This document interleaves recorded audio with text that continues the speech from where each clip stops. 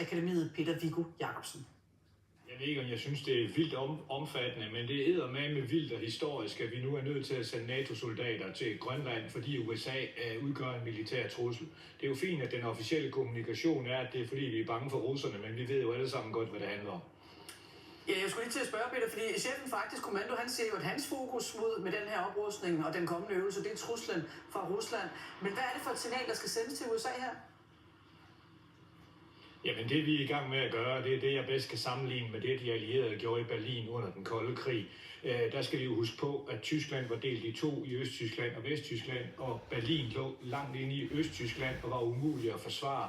Men der var jo 3 besættelseszoner, Frankrig, England og USA havde et lille antal soldater derinde, der ikke ville have kunne forsvare sig imod et sovjetisk østtysk angreb. Men man satte dem derinde som en snubletråd, således at hvis snubletråden blev udløst ved et angreb, så vil der falde branden ned. Og det er jo også det, vi lægger op til nu med EU-sanktioner, stop for køb af amerikanske våben osv. Så det her, det er et forsøg på at sende et politisk signal til USA om, at man skal lade være med at besætte Grønland. Men samtidig så kommunikerer vi jo på en pæn måde og siger, at det er fordi, vi sandelig tager Trump alvorligt og gerne vil bidrage til at beskytte Grønland mod kinesisk og russisk aggression. Så på den ene side, så viser vi en lille knytnæve, og på den anden side, så er der en udstrakt hånd og en olivengren, der siger, skal vi nu ikke finde en fredelig løsning sammen, så vi ikke alle sammen bliver kede af det. Så det er meget fint diplomati. Og Peter Viggo Jacobsen, nu hører vi fra vores reporter også i Nuuk, at ifølge vores oplysninger, så er USA inviteret. De har ikke valgt at svare endnu, om de har tænkt sig at deltage i den her øvelse. Hvad skal vi lægge i det?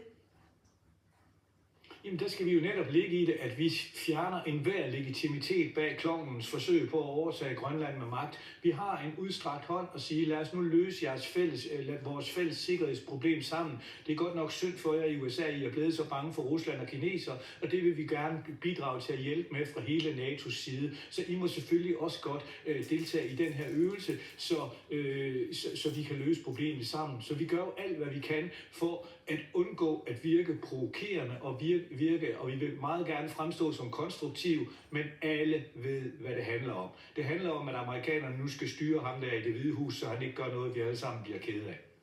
Ja, og Peter Viggo Jacobsen, du siger det jo utroligt klart og direkte her. Men det du så har set af europæiske soldater, flere forskellige europæiske NATO-lande, som altså ankommer til Grønland nu, tror du så, det er nok til at kunne afskrække amerikanerne for at gøre noget her? Jamen altså, Trump han er et barn, man ikke kan nå, så det må vi nok opgive. Men til gengæld, så kan man håbe på, at alle andre amerikanere godt kan se, at det her det ikke er særlig smart.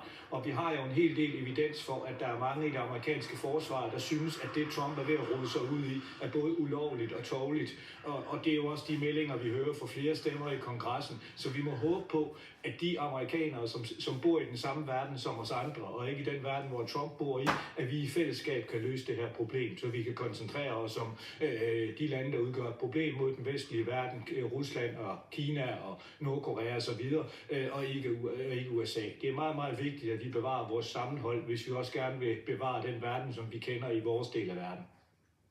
Og så velkommen til